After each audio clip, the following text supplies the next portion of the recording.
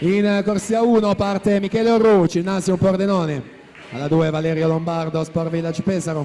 Corsia 3 Filippo De Meneghi, Zeus Lab Montebelluna.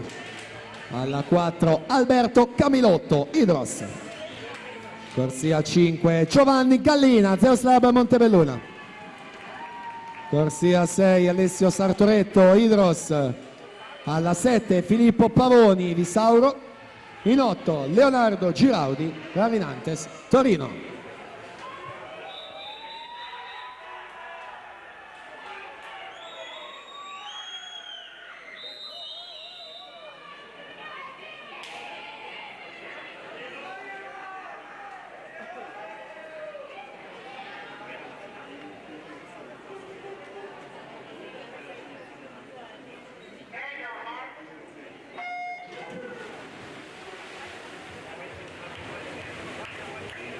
Finale 2 stile junior maschi, record è del 2005, Federico Colbertaldo 1,47 e 87. Alberto Camilotto miglior tempo in corsia 4 in batteria, lui che è stato terzo ai criteri di Riccione sui 1500. Giovanni Gallina specialista più delle gare dei 200 e 400 stile libero, 25,77, medagliato anche lui ai criteri, atleta di casa Zeus Lab Montebelluna, il nazionale giovanile con tanto di medaglie nelle staffette e finali individuali sempre nelle prove dello stile libero.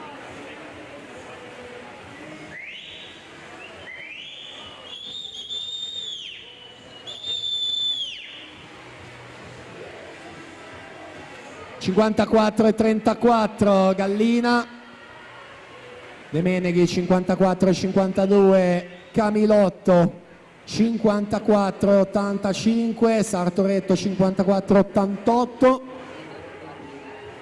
Vediamo come si sviluppa questo terzo tratto di 50 metri, se qualcuno si stacca in vista delle due vasche conclusive.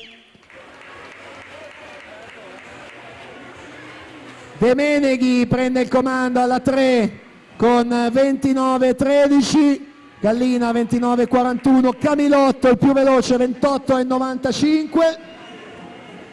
Sono in 3 sulla stessa linea, quindi se la giocheranno fino all'ultimo.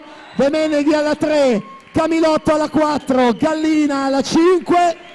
Ultime bracciate per aggiudicarsi questi due stile junior. Ed è Giovanni Gallina per 4 centesimi, 1,51,81.